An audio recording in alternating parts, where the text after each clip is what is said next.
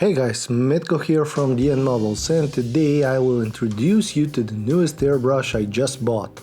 This is the Chinese version of Iwata Revolution M1 and M2, a single action trigger type gravity feed airbrush.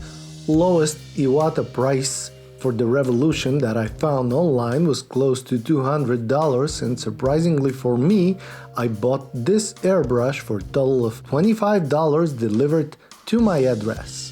It features 3mm nozzle, supposedly, but you might expect that from China this isn't going to be accurate. I say this because I saw online pretty much the same airbrush with 4mm nozzle in the description. It features two cups, 13 and 5cc, which is an advantage compared to Iwata's sole option per M1 with 1.5 and M2 with 7cc. In general, the Chinese tried to incorporate 2-in-1 and make it around 10 times cheaper. Unfortunately, my cover arrived with damages, but for $25 I can live with the broken flip cover. Inside the standard per Chinese airbrushes box, we have everything neatly arranged and overall good looking at first glance. The second cup features second cover. We have a wrench and the airbrush half of a quick connect release. Standard instruction leaflet, nothing that you haven't seen before. Probably some issues with finding the replacement parts, but for that price I would go for a replacement airbrush instead, and then cannibalize for spares. Supposedly if you tune up the airbrush a little bit, you will manage to squeeze more than what you have in the original boxing. The gun itself has a tail on a screw for regulating the needle and how much paint you would like to spray. This is well known when it comes down to a single action airbrushes being the only way of regulating the thickness of the line sprayed. Trigger is working normally and overall quality of the airbrush is quite impressive for that particular price. Of course, Iwata would feature a lot higher characteristics, and it is guaranteed that the precision there will be higher too. Here though, the price is leading and precision will be achieved after fine-tuning the airbrush and not get it that way from the box and from the factory. Many people complain that the Chinese airbrushes work only for a short period of time and then they create some problems. This is not exactly the case. I have several airbrushes and a couple of them are Chinese. They suffered more than any of my Iwata or my Hardware Steenbecks, and they are still working. If I had to do the same thing with the German or Japanese airbrush, I would most likely now would be begging for spare parts and crying because of the price. The trick is to maintain the Chinese cheapos more than the regular airbrushes, which of course takes time.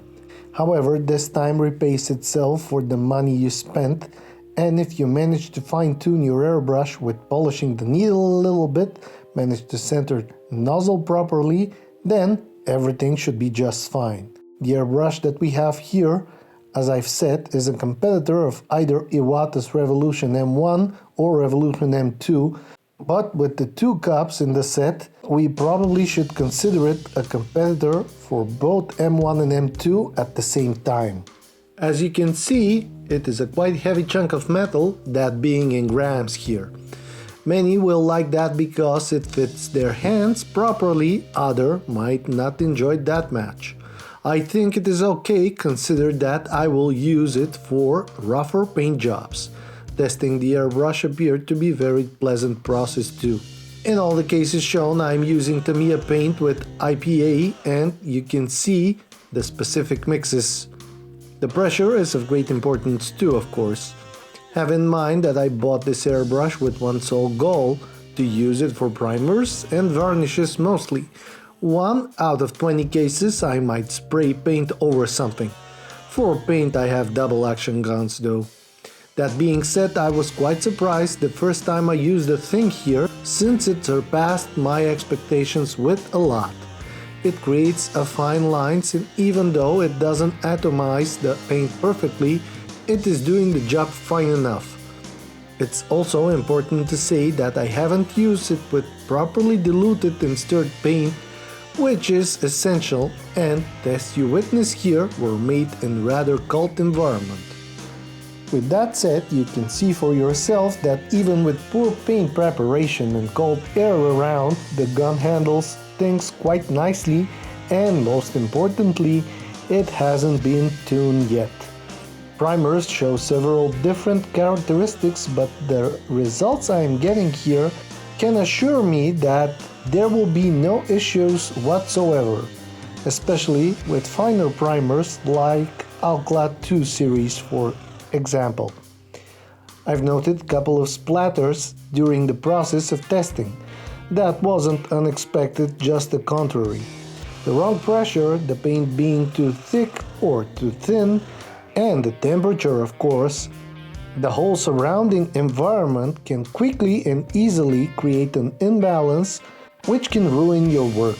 So be sure to have set everything properly and you prep the environment before you blame the airgun itself. I've noted that most times the molars are the reason for the unsuccessful paint jobs and not the airguns, paints or the compressors. As you can see, with almost no preparation, this airbrush can do the job nicely and you can even write your name with it easily. Let's not forget that this is single action airbrush and control that we have over the paint is limited in many ways. Your brain can compensate for that fact though. All you need is some time with the airbrush and testing and more testing before you step up and do your model. That being said, with your crown removed and paint diluted properly, you can try to do even more with it. I have seen mottling done with similar airbrush, and although I cannot go for that myself, I know for a fact that this is doable.